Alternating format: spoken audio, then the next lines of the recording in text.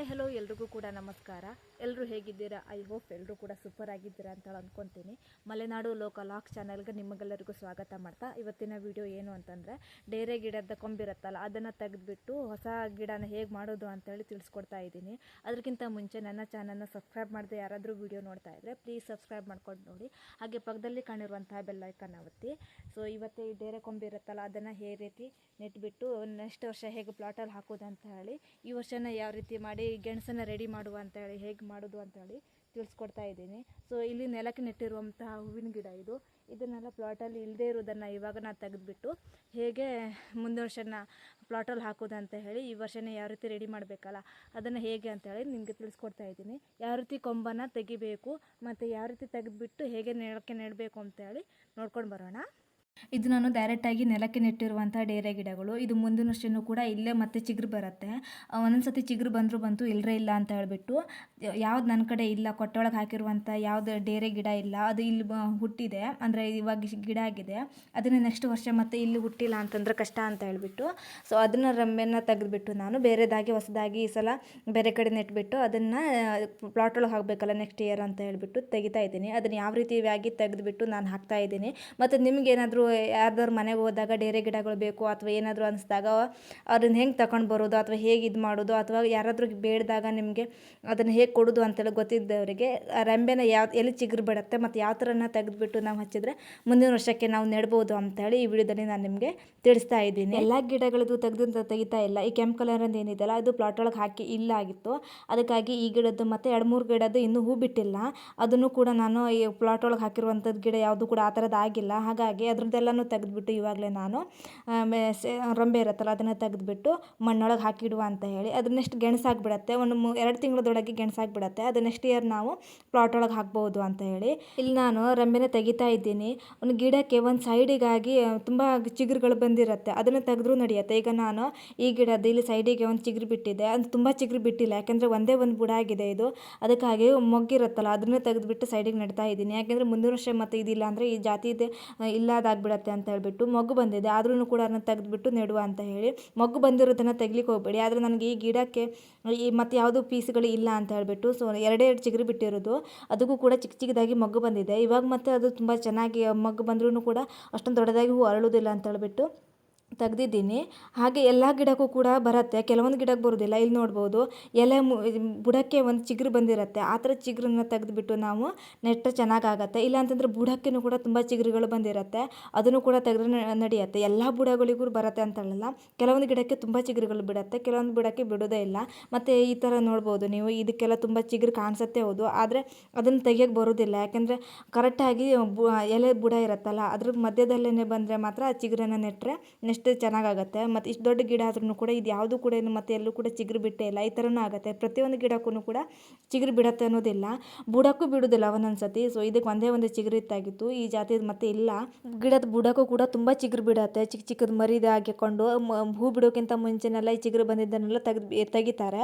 ಆದರೆ ನಾನು ಈ ಸಲ ಯಾವುದೂ ಕೂಡ ತೆಗೆದಿಲ್ಲ, ಯಾಕಂದರೆ ನನಗೆ ಬೇಕು ಅಂತ ಹೇಳ್ಬಿಟ್ಟು ಹಾಗೆ ಇಟ್ಕೊಂಡಿದ್ದೀನಿ. ಸೊ ಆ ಚಿಗುರನ್ನೆಲ್ಲ ತೆಗೆದುಬಿಟ್ಟು ಅಕಸ್ಮಾತ್ ಆ ಜಾತಿದು ಇಲ್ಲ ಅಂತಂದರೆ ಮತ್ತೆ ಬೇಕು ಅಂತ ಹೇಳ್ಬಿಟ್ಟು ಬಂದಿರುವಂಥ ಚಿಗುರನ್ನು ಯಾವುದೂ ಕೂಡ ತೆಗೆದಿರಲಿಲ್ಲ. ತುಂಬ ಬಂದಿದೆ ಚಿಗುರು ಕೂಡ, ಬುಡಕ್ಕೆ ಬಂದಿರೋದಾಗಿರಲಿ ಅಥವಾ ಎಲೆ ಮಧ್ಯದಲ್ಲಿ ಬಂದಿರುವಂಥ ಚಿಗುರನ್ನಾಗಿರಲಿ ಯಾವ್ದು ತೆಗೆದು ನೆಟ್ಟರು ಕೂಡ ಗೆಣಸನ್ನು ಖಂಡಿತ ಆಗೇ ಆಗುತ್ತೆ. ಕರೆಕ್ಟಾಗಿ ನಾವು ಮಣ್ಣಲ್ಲಿ ಕರೆಕ್ಟಾಗಿ ನೆಟ್ಟರೆ ಸಾಕು, ಅದು 2 ತಿಂಗಳಿಗೆ ಅಂದ ತಕ್ಷಣ ಚಿಕ್ಕದಾಗಿ ಗೆಣಸಾಗುತ್ತೆ. ಅದನ್ನು ಹಾಗೆ ತೆಗಿಲಿಕ್ಕೆ ಹೋಗಬಾರ್ದು. ನೆಕ್ಸ್ಟ್ ವರ್ಷ ಬರೋ ತನಕನೂ ಕೂಡ ಮಣ್ಣಲ್ಲಿ ಹಾಗೆ ಇಟ್ಕೊಂಡ್ರೆ ಅದು ನೆಕ್ಸ್ಟ್ ವರ್ಷ ನಾವು ಪ್ಲಾಟಲ್ಲಿ ಹಾಕಲಿಕ್ಕೆ ಗೆಣಸು ಸ್ವಲ್ಪ ದೊಡ್ಡದಾಗುತ್ತೆ, ಅದನ್ನು ನೆಕ್ಸ್ಟ್ ನಾವು ಪ್ಲಾಟಲ್ಲಿ ಆರಾಮಾಗಿ ಹಾಕ್ಬೋದು.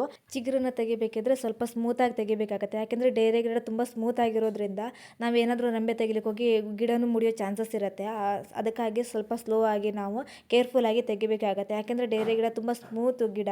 ಹಾಗಾಗಿ ರೆಂಬೆನ ತೆಗಿಬೇಕಾದ್ರೆ ಮಧ್ಯದಲ್ಲಿ ಏನೇನಾದರೂ ಗಿಡ ಮುರಿದೋಯ್ತು ಅಂದರೆ ಮತ್ತೆ ಆ ಗಿಡ ಹಾಳಾಗಿ ಹೋಗುತ್ತೆ. ಹಾಗಾಗಿ ರೆಂಬೆನ ತೆಗಿಬೇಕಾದ್ರೆ ಸ್ವಲ್ಪ ಕೇರ್ಫುಲ್ಲಾಗಿ ತೆಗಿಬೇಕಾಗತ್ತೆ. ಇಲ್ಲಿ ನೋಡ್ಬೋದು ಬುಡಗಳಿಗೆ ಎಷ್ಟೆಲ್ಲ ಚಿಕ್ಕದಾಗಿ ಮರಿಗಳು ಬಂದಿದೆ ಅಂತ ಹೇಳ್ಬಿಟ್ಟು, ಅಂತಂದರೆ ಚಿಕ್ಕದಾಗಿ ಈ ಥರ ಚಿಗುರನ್ನು ಬಿಟ್ಟಿರುತ್ತೆ, ಅದನ್ನು ಕೂಡ ತೆಗಿತಾ ಇದ್ದೀನಿ. ಹೇಗೆ ತೆಗೆಯೋದು ಅಂತ ಹೇಳಿಬಿಟ್ಟು ತೋರಿಸ್ಲಿಕ್ಕೆ ಈ ಥರ ಬುಡನ ತೆಗಿತಾ ಇದ್ದೀನಿ. ತುಂಬ ಉದ್ದವಾಗಿ ಬೆಳೆಯುತ್ತೆ, ಅದನ್ನು ಫಸ್ಟ್ ಬರ್ತಾನೆ ಇಟ್ಟರೆ ಬೇರೆ ಗಿಡ ಎಲ್ಲ ಚೆನ್ನಾಗಾಗುತ್ತೆ. ಸೊ ನಾನು ಯಾವ ರೀತಿಯಾದಂತಹ ಈ ಥರ ಚಿಕ್ಕದಾಗಿ ಬುಡಕ್ಕೆ ಚಿಗುರು ಬಿಡುತ್ತಲ್ಲ ಅದನ್ನು ಯಾವುದೂ ಕೂಡ ತೆಗೆದಿಲ್ಲ ನಾನು, ಆದರೆ ಅದು ತುಂಬ ಒಣಕಾಗಿ ಉದ್ದ ಕಡ್ಡಿ ಥರ ಆಗು ಹೋಗಿಬಿಟ್ಟಿದೆ.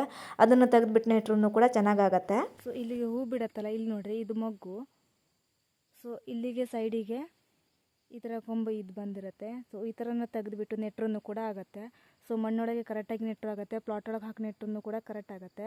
ಸೊ ಇಲ್ಲ ಅಂತಂತಂದರೆ ಸೊ ಈ ಥರ ಬುಡಕ್ಕೆ ಒಂದು 3-4 ಕೊಂಬುಗಳಿಂದ ಬಂದಿರುತ್ತೆ. ಸೊ ಇಲ್ಲಿ ನೋಡ್ಬೋದು, ಇದೆ ಇಲ್ಲೇ ಬಿಟ್ಟಿದೆ ಇಲ್ಲೂ ಕೂಡ. ಸೊ ಇದಕ್ಕೆಲ್ಲ ನೋಡ್ಬೋದು ಎಷ್ಟು ಬಂದಿದೆ ಅಂತ ಹೇಳ್ಬಿಟ್ಟು. ಸೊ ಈ ಥರನೂ ತೆಗೆದುಬಿಟ್ಟು ನೆಟ್ರೂ ಕೂಡ ಚೆನ್ನಾಗೇ ಆಗುತ್ತೆ. ಸೊ ಇಲ್ಲಿ ನೋಡಿ ಎಷ್ಟೆಲ್ಲ ಬಂದಿದೆ ಅಂತ ಹೇಳ್ಬಿಟ್ಟು. ಸೊ ಈ ಥರದ್ದು,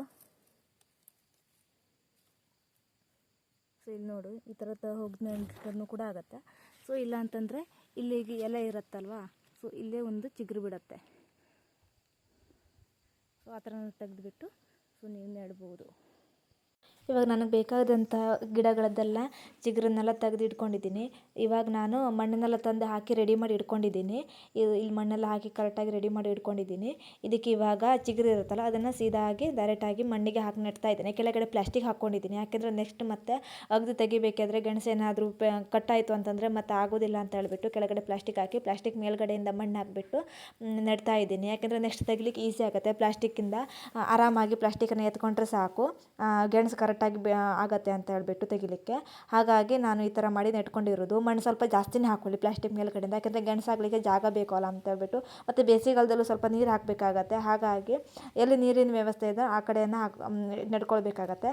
ಮತ್ತು ತಂಪಲಲ್ಲಿ ಇರೋ ಕಡೆ ಸ್ವಲ್ಪ ನೆಡ್ಕೊಳ್ಳಿ, ಯಾಕೆಂದರೆ ಒಂದೇ ಸತಿ ಬಿಸಿಲು ಜಾಸ್ತಿ ಆಯಿತು ಅಂದರೆ ಚಿಗುರನ್ನು ಅಲ್ಲೇ ಸತ್ತೋಗ್ಬಿಡತ್ತೆ. ಗೆಣಸಾಗುವ ತನಕನಾದರೂ ತಂಪಲಲ್ಲಿರೋ ಜಾಗದಲ್ಲಿ ನೆಟ್ಟರೆ ಚೆನ್ನಾಗಿರುತ್ತೆ.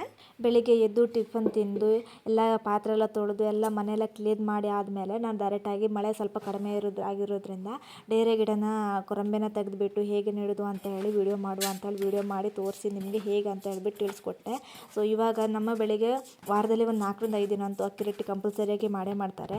ಹಿಟ್ಟಿರಲಿಲ್ಲಾಗಿತ್ತು, ಹಾಗೆ ಅಕ್ಕಿನ ತೊಳೆದ್ಬಿಟ್ಟು ನೆಕ್ಸ್ಟ್ ಹಿಟ್ಟು ಬೀಸಬೇಕು ಅಲ್ಲ, ನಮ್ಮ ಮನೆಗೆ ಗಿರಣಿಗೆಲ್ಲ ತಗೊಂಡು ಹೋಗೋದಿಲ್ಲ, ನಮ್ಮ ಮನೆಯಲ್ಲೇ ನಾವು ಹಿಟ್ಟು ರೆಡಿ ಮಾಡ್ಕೊಳ್ಳೋದು. ಅದಕ್ಕಿಂತ ಮುಂಚೆ ಅಕ್ಕಿನ ತೊಳೆದ್ಬಿಟ್ಟು ಅಕ್ಕಿನ ಚೆನ್ನಾಗಿ ಒಣಗಿಸ್ಬೇಕು ಅಂತ ನೆನಪಾಯಿತು. ಹಾಗಾಗಿ ಅಕ್ಕಿನ ಕರೆಕ್ಟಾಗಿ ತೊಳಿತಾ ಇದ್ದೀನಿ. ಇದು ನಮ್ಮ ಮನೆಯಲ್ಲಿ ಅಕ್ಕಿ ರೊಟ್ಟಿಗೆ ಅಂತ ಮಾಡೋದು. ನಾವು ಹಿಟ್ಟನ್ನು ರೇಷನ್ ಅಕ್ಕಿನ ಯೂಸ್ ಮಾಡ್ತೀವಿ, ನಾರ್ಮಲ್ ಆಗಿ ರೇಷನ್ ಅಕ್ಕಿ ಯೂಸ್ ಮಾಡ್ತೀವಿ. ಒಂದು ಸಲ ಅಕ್ಕಿನ ತೊಳೆದು ಹಾಕಿದ್ರೆ 10 ದಿನ ಟೆನ್ಷನ್ ಇರೋದಿಲ್ಲ. ಹಾಗಾಗಿ ಅಕ್ಕಿ ತೊಳೆದು ಹಾಕೋದು ಮರ್ತೋಗ್ಬಿಡುತ್ತೆ. ಯಾಕಂದರೆ 10 ದಿನ ಗಟ್ಟಲೆ ನಾವು ಒಂದು ಸತಿ ತೊಳೆದು ಹಾಕಿದ್ರೆ 10 ದಿನ ಮತ್ತು ಅಕ್ಕಿ ತೊಳೆದು ಹಾಕೋರು ಯೋಚನೆ ಇರೋದ್ರಿಂದ ಅವಾಗವಾಗ ಮರ್ತೋಗುತ್ತೆ. ನೆನಪಾದಾಗಲೇ ತೊಳೆದು ಬಿಡುವ ಅಂತೇಳಿ ತೊಳಿತಾ ಇದ್ದೀನಿ. ಸೊ ಇದು ಬೆತ್ತದ ಚಬ್ಬೆನ ಕರೆಕ್ಟಾಗಿ ತೊಳೆದ್ಬಿಟ್ಟು, ಬೆತ್ತದ ಚಬ್ಬೆಯಿಂದ ಕರೆಕ್ಟಾಗಿ ನೀರೆಲ್ಲ ಹಾಸೋಗುತ್ತಲ್ಲ ಅಂತಂದರೆ ಫುಲ್ಲಾಗಿ ನೀರು ಕ್ಲಿಯರ್ ಆಗುತ್ತೆ ಅಂತ ಹೇಳ್ಬಿಟ್ಟು ನಾವು ಯಾವಾಗಲೂ ಬೆತ್ತದ ಚಬ್ಬೆಯಲ್ಲಿ ಅಕ್ಕಿನ ತೊಳೆದ್ಬಿಟ್ಟು ಈ ಥರ ಹಾಕಿರ್ತೀವಿ. ಅದನ್ನು ಕರೆಕ್ಟಾಗಿ ನೀರೆಲ್ಲ ಆದಮೇಲೆ ಕಡೆಗೆ ನೆಕ್ಸ್ಟ್ ಒಣಸ್ಲಿಕ್ಕೆ ಹಾಕ್ತೀವಿ. ಅಕ್ಕಿನ ಕರೆಕ್ಟಾಗಿ ಒಣಸಿದ್ರೆ ಮಾತ್ರ ಹಿಟ್ಟು ಚೆನ್ನಾಗಿ ಆಗುತ್ತೆ. ಗಿರಣಿಗೆ ಹಾಕೋದಿಲ್ಲ ನಾವು, ನಮ್ಮ ಮನೆಯಲ್ಲೇ ನಾವು ಹಿಟ್ಟನ್ನು ರೆಡಿ ಮಾಡ್ಕೊತೀವಿ. ಅದು ಹೇಗೆ ರೆಡಿ ಮಾಡ್ಕೊತೀವಿ ಹೇಳಿ ನೆಕ್ಸ್ಟ್ ಮುಂದಿನ ದಿನಗಳಲ್ಲಿ ನಾನು ನಿಮಗೆ ತಿಳಿಸ್ಕೊಡ್ತೀನಿ ಹೇಗೆ ಅಂತ ಹೇಳ್ಬಿಟ್ಟು. ಎಲ್ಲರ ಮನೆಯಲ್ಲೂ ಇರುತ್ತೆ, ಇವಾಗೆಲ್ಲ ತುಂಬ ಗಿರಣಿ ಇರೋದ್ರಿಂದ ಮನೇಲಿ ಮಾಡೋದಿಲ್ಲ ಯಾರೂ ಕೂಡ ಅಷ್ಟೇ. ಸೊ ಬೆತ್ತ ಚಬ್ಬೆಯಲ್ಲಿ ಹಾಕಿದ್ರೆ ನೀರೆಲ್ಲ ಕರೆಕ್ಟಾಗಿ ಹಿಂಗೆ ಹೋಗುತ್ತೆ. ಸೊ ಇದನ್ನೆಲ್ಲ ಕರೆಕ್ಟಾಗಿ ಒಣಗಿದ ಮೇಲೆ ಅಂತಂದರೆ ನೀರೆಲ್ಲ ಫುಲ್ ಕರೆಕ್ಟಾಗಿ ಸೋಸಾದ್ಮೇಲೆ ಒಂದು ಹಾಸಿಗೆ ಮೇಲೆ ಕರೆಕ್ಟಾಗಿ ಒಣಸ್ಕೊಳ್ಳಿಕ್ಕೆ ಹಾಕಬೇಕು. ಯಾಕೆಂದರೆ ಕರೆಕ್ಟಾಗಿ ಅಕ್ಕಿನ ಒಣಗಿಸ್ಬೇಕು. ಈ ಮಳೆಗಾಲ ಆಗಿರೋದ್ರಿಂದ ಒಣಗೋದು ಸ್ವಲ್ಪ ಕಡಿಮೆ ಆಗುತ್ತೆ. ಸ್ವಲ್ಪ ಬಿಸಿಲಿದ್ದಾಗ ಬಿಸಿಲಿಗೆ ಹಾಕಿಬಿಟ್ಟು ಒಂದು 5 ನಿಮಿಷ ಕಾಲ ಒಂದು ಬಿಸಿಲಿಗೆ ಹಾಕಿಬಿಟ್ರೆ ಅಕ್ಕಿ ಬೇಗ ಒಣಗೋಗ್ಬಿಡುತ್ತೆ. ಆದರೆ ಮಳೆಗಾಲದಲ್ಲಿ ಅಕ್ಕಿನ ಬೇಗ ಒಣಗೋದಿಲ್ಲ. ಅಂದರೆ ನಾಳೆ ಬೇಕು ಅಂತಂದರೆ ನಾವು ಇದು ಬೆಳಗ್ಗೆನೇ ಅಕ್ಕಿ ಎಲ್ಲ ತೊಳೆದಾಕ್ಬಿಟ್ಟು ಕರೆಕ್ಟಾಗಿ ಒಣಸ್ಕೋಬೇಕು. ಮತ್ತು ಹಿಟ್ಟನ್ನು ಮಾಡಬೇಕಲ್ಲ, ನಮ್ಮ ಮನೇಲೇ ಮಾಡಿರೋದ್ರಿಂದ ಅಕ್ಕಿನ ಒಂದು ಸ್ವಲ್ಪ ಕರೆಕ್ಟಾಗಿ ಡ್ರೈ ಮಾಡಿಕೊಂಡು ಒಣಸ್ಕೊಳ್ಬೇಕಾಗತ್ತೆ. ಗಿರಣಿಗೆ ಹೋಗ್ಬೇಕಾದ್ರೂ ಕೂಡ ಅಷ್ಟೇ, ಕರೆಕ್ಟಾಗಿ ಡ್ರೈ ಆದರೆ ಮಾತ್ರ ಹಿಟ್ಟು ತುಂಬ ದಿನ ಬಾಳಿಕೆ ಇಟ್ಟರೂ ಕೂಡ ಚೆನ್ನಾಗಿರುತ್ತೆ. ಇಲ್ಲಾಂತಂದರೆ ಹಿಟ್ಟು ಹಾಳಾಗಿಬಿಡತ್ತೆ, ಅಂಟಾಗಿಬಿಡತ್ತೆ. ಹಾಗಾಗಿ ಅಕ್ಕಿನ ಕರೆಕ್ಟಾಗಿ ಒಣಸ್ಕೊಂಡ್ರೆ ಅಕ್ಕಿ ಹಿಟ್ಟನ್ನು ಕೂಡ ಚೆನ್ನಾಗಿರುತ್ತೆ. ಕೆಲವೊಂದು ಸಲ ಅಕ್ಕಿನ ತೊಳೆದಾಕ್ಲಿಕ್ಕೆ ಮರ್ತೋಗ್ಬಿಡತ್ತೆ. ಹಿಟ್ಟು ಒಂದೊಂದು ಸತಿ ಖರ್ಚಾಗಿಬಿಟ್ರೂ ಕೂಡ ಅಕ್ಕಿನ ತೊಳೆದಾಕ್ಲಿಕ್ಕೆ ಮರ್ತೋಗ್ಬಿಡತ್ತೆ. ಯಾಕಂದರೆ ಬೆಳಗ್ಗಿಂದ ಬೇರೆ ಬೇರೆ ಕೆಲಸ ಇರೋದ್ರಿಂದ ಇದು ದಿನ ಮಾಡುವಂಥ ಕೆಲಸ ಅಲ್ಲ. ಹಾಗಾಗಿ ಕೆಲವೊಂದು ಸತಿ ಮರ್ತೋಗ್ಬಿಡತ್ತೆ. ನೆನಪಾದಾಗ್ಲೇ ಅಕ್ಕಿ ತೊಳೆದಾಕ್ಬಿಟ್ರೆ ಇನ್ನು 10 ದಿನ ಅದ್ರ ಬಗ್ಗೆ ಟೆನ್ಷನೇ ಇರೋದಿಲ್ಲ. ಸೊ ಸಂಜೆ 5 ಗಂಟೆ ಟೈಮಿಗೆ ಎಲ್ಲ ತಗೊಂಡು ಹೋಗಿ ಕೋಳೆ ಅಡಿಕೆಯನ್ನು ಹಾಕ್ಲಿಕ್ಕೆ ಹೋಗ್ತಾ ಇದ್ದೀವಿ. ಏನು ಮಾಡೋದು, ಕೃಷಿಕರ ಸಂತೆ. ಸೊ ಇವಾಗ ಇದನ್ನೆಲ್ಲ ತಗೊಂಡು ಬಕೆಟು ಮತ್ತು ಒಂದು ಬುಟ್ಟಿನ ತಗೊಂಡಿದ್ದೀನಿ. ಸೊ ಹೋಗ್ತಾ ಇದ್ದೀನಿ ತೋಟಕ್ಕೆ. ಎಷ್ಟು ಕೋಳೆ ಅಡಿಕೆ ಬಿದ್ದಿದೆ ಅಂತ ನೋಡ್ಕೊಂಡು ಬರೋಣ.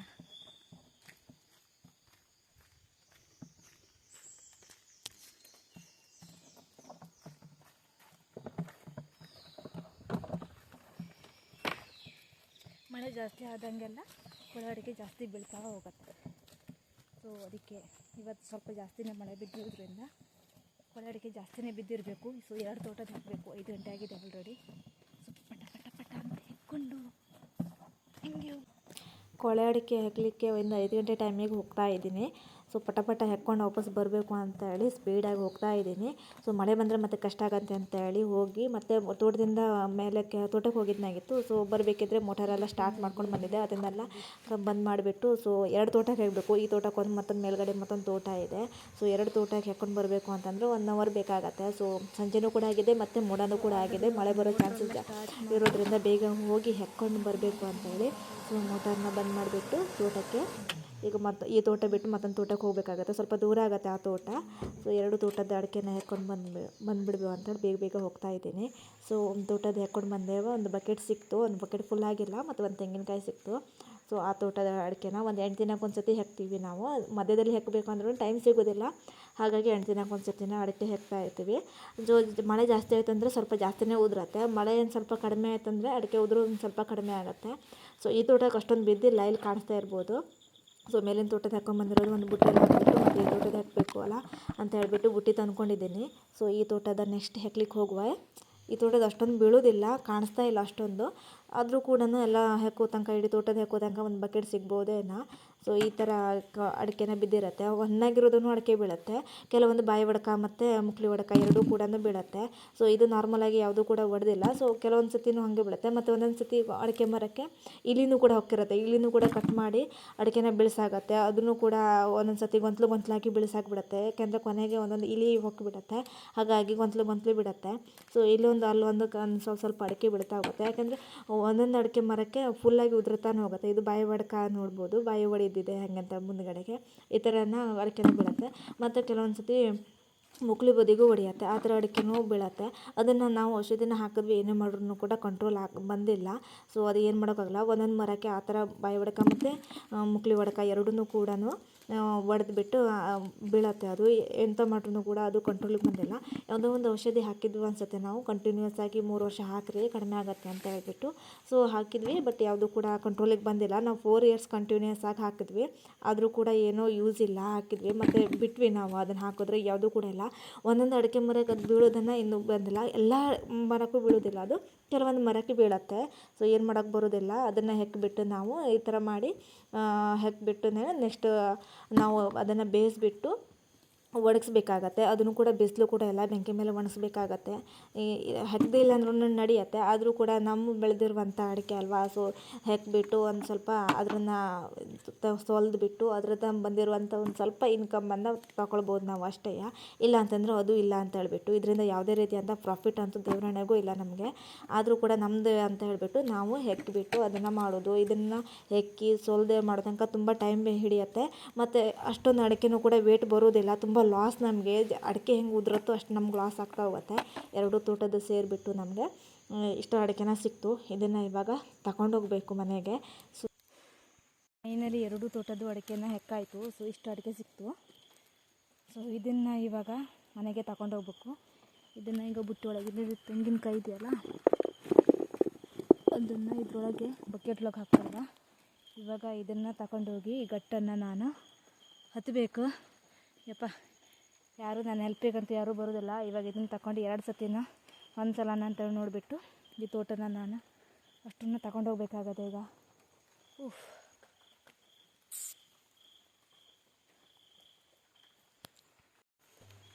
ಸೊ ಅಷ್ಟನ್ನು ಇವಾಗ ಅಡಿಕೆನೆಲ್ಲ ಹೆಕ್ಕಾಯಿತು. ಸೊ ಇವಾಗ ತಗೊಂಡು ಹೋಗ್ಬಿಟ್ಟು ನೆಕ್ಸ್ಟ್ ಪ್ರೊಸೆಸ್ ಏನು ಅಂತ ಹೇಳಿ ನೋಡುವ. ಸೊ ಅದನ್ನು ಇವಾಗ ಬೇಯಿಸಬೇಕು, ಮತ್ತು ಹಣ್ಣಾಗಿರೋದು ಅಡಿಕೆ ಮತ್ತು ಕೊಳೆ ಅಡಿಕೆನ ಎರಡೂ ಕೂಡ ಸಪ್ರೇಟ್ ಮಾಡಬೇಕು. ಅದನ್ನಷ್ಟು ಮಾಡ್ಕೊಂಡು ಇವಾಗ ಇದನ್ನು ಎರಡನ್ನೂ ತಗೊಂಡು ಹೋಗಬೇಕು. ಇವಾಗ ಹೇಗೆ ತಗೊಂಡು ಹೋಗಬೇಕು, ಸೊ ಆ ಘಟ್ಟ ಕೂಡ ಹತ್ತಬೇಕು. ಸೊ ನೋಡುವ, ಟ್ರೈ ಮಾಡುವ. ಯಾರಂತೂ ಬರೋದಿಲ್ಲ, ಅಕ್ಕಪಕ್ಕ ಎಲ್ಲ ನೋಡಿದ್ರೆ ನನಗೆ ಸಹಾಯ ಮಾಡೋಕ್ಕಂತ ಹೇಳಿ. ಸೊ ಹೋಗಿ ಅಡುಗೆ ಮಾಡಬೇಕು. ನೆಕ್ಸ್ಟ್ ಎಲ್ಲ ಕೆಲಸ ಇನ್ನೂ ಪೆಂಡಿಂಗ್ ಇದೆ, ತುಂಬ ಸಂಜೆ ಆಗ್ತಾ ಉಂಟು ಆಲ್ರೆಡಿ. ಸೊ ಬೇಗ ಹತ್ಕೊಂಡು ಇವಾಗ ಈ ದಾರಿ ಮೇಲೆ ಹತ್ಕೊಂಡು ಹೋಗ್ತಾ ಇರಬೇಕು. ನಾನು ನೋಡ್ಬೋದು ಮೆಟ್ಲು ಹೇಗಿದೆ ಅಂತ ಹೇಳಿ. ಸ್ವಲ್ಪ ಸ್ಲಿಪ್ ಆಯ್ತು ಅಂದರೆ ಮತ್ತೆ ವಾಪಸ್ ರಿಟರ್ನ್ ತೋಟಕ್ಕೆ ಬರ್ತೀವಿ. ಸೊ ಕಷ್ಟಪಟ್ಟಾದರೂ ಹತ್ಕೊಂಡು ಹೋಗಬೇಕು. ಇವಾಗ ಅಷ್ಟನ್ನು ತಗೊಂಡು ಹೋಗಬೇಕು. So let's go. ಫೈನಲಿ ಘಟ್ಟ ಹಸಿ ತಂದುಬಿಟ್ಟಿದ್ದೀನಿ. ಇವಾಗ ಇದು ಕೆಂಪು ಅಡಿಕೆ ಮತ್ತು ಕೊಳೆ ಅಡಿಕೆ ಅಂತೇಳಿ ಕಷ್ಟ ಮಾಡಬೇಕು, ಬೇಯಿಸಬೇಕಾಗತ್ತೆ. ಸೊ ಹಣ್ಣಾಗಿರೋದು ಅಡಿಕೆ ಮತ್ತು ಕೊಳೆ ಅಡಿಕೆ ಅಂತಂದರೆ ಹಣ್ಣಾಗದೇ ಇರುವಂಥ ಅಡಿಕೆನ ಬೇಯಿಸಬೇಕು. ಅದನ್ನು ಎದ್ರಲ್ಲಿ ಹಾಕೋದು ಬೇಯಿಸಿದ್ರು ಆಗುತ್ತೆ. ಸೊ ನಾನು ಒಂದು ಬೋಗಣಿನ ತೊಗೊಂಡಿದ್ದೀನಿ, ಅಂದರೆ ಮಡಿಕೆನ ತೊಗೊಂಡಿದ್ದೀನಿ ನಾನು. ಅದರಲ್ಲಿ ಹಾಕಿ 2 ಸತಿ ಬೇಯಿಸ್ಬೇಕು ಅನಿಸುತ್ತೆ ಈ ಸಲ ಇದನ್ನು. ತುಂಬ ಇದೆ, ಯಾಕೆಂದರೆ 8 ದಿನದಿಂದ ಜಾಸ್ತಿನೇ ಆಯಿತು ನಾವು ಅಡಿಕೆ ಹಾಕಿರಲಿಲ್ಲ ಆಗಿತ್ತು. ಸ್ವಲ್ಪ ಮಳೆನೂ 2-3 ದಿನ ಆಯಿತು, ಒಂದೊಂದು ಮಳೆ ಬಂದರೂ ದೊಡ್ಡದಾಗಿ ಮಳೆ ಬಂದು ಸ್ವಲ್ಪ ಜಾಸ್ತಿನೇ ಉದುರು ಬಿಟ್ಟಿದೆ ಅಡಿಕೆನ. ಹಾಗಾಗಿ ಈ ಮಡಿಕೆಯಲ್ಲಿ 2 ಸತಿ ಬೇಯಿಸ್ಬೇಕು ಅನಿಸುತ್ತೆ. ಬೇಯಿಸ್ಬಿಟ್ಟು ಮತ್ತು ನೆಕ್ಸ್ಟ್ ಡೇ ನಾನು ಸುಲಿಬೇಕಾಗತ್ತೆ.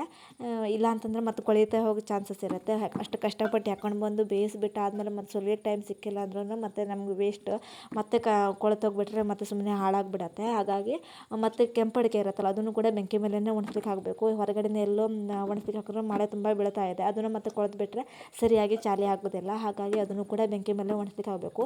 ಜಾಸ್ತಿ ಏನು ಹಣ್ಣಾಗ್ತಾ ಇಲ್ಲ, ಅದು ಪ್ರತಿ ವರ್ಷವೂ ಕೂಡ ಬೇಗ ಹಣ್ಣಾಗಲಿಕ್ಕೆ ಸ್ಟಾರ್ಟ್ ಆಗಿಬಿಡುತ್ತೆ. ಕೆಲವೊಂದು ಮರ ಇದೆ ಅದು ನಮ್ಮ ತೋಟದಲ್ಲಿ, ಆ ಮರಕ್ಕೆ ಬೇಗ ಹಣ್ಣಾಗಲಿಕ್ಕೆ ಸ್ಟಾರ್ಟ್ ಆಗಿಬಿಡುತ್ತೆ. ಈಗ ಒಂದು ಕೊನೆ ಹಣ್ಣಾಗಿ ಬಿತ್ತು ಅಂತಂದರೆ ಮತ್ತೆ 2ನೇ ಕೊನೆಯೂ ಕೂಡ ಬೇಗ ಹಣ್ಣಾಗಿ ಬಿದ್ದು ಬಿಡುತ್ತೆ. ಕೊನೆ ಸೀಸನ್ ಬರೋ ತನಕ ಎಲ್ಲ ಮರ ಹಣ್ಣಾಗಿ ಬಿದ್ದು ಬಿಡುತ್ತೆ, ಅಷ್ಟು ಬೇಗ ಹಣ್ಣಾಗುತ್ತೆ. ಒಂದು 4-5 ಮರ ಇದೆ, ಅದು ಬೇಗ ಹಣ್ಣಾಗಿ ಬಿಡುತ್ತೆ. ಸೊ ಇದನ್ನು ಕರೆಕ್ಟಾಗಿ ನೀರನ್ನು ಅಪ್ಪಂಗೆ ಬಿಸಿನೀರು ಕುಡಿತಾರೆ, ನೀರು ಕಾಯ್ಸೋಕೆ ಇಟ್ಟಿದ್ದಾಗಿತ್ತು.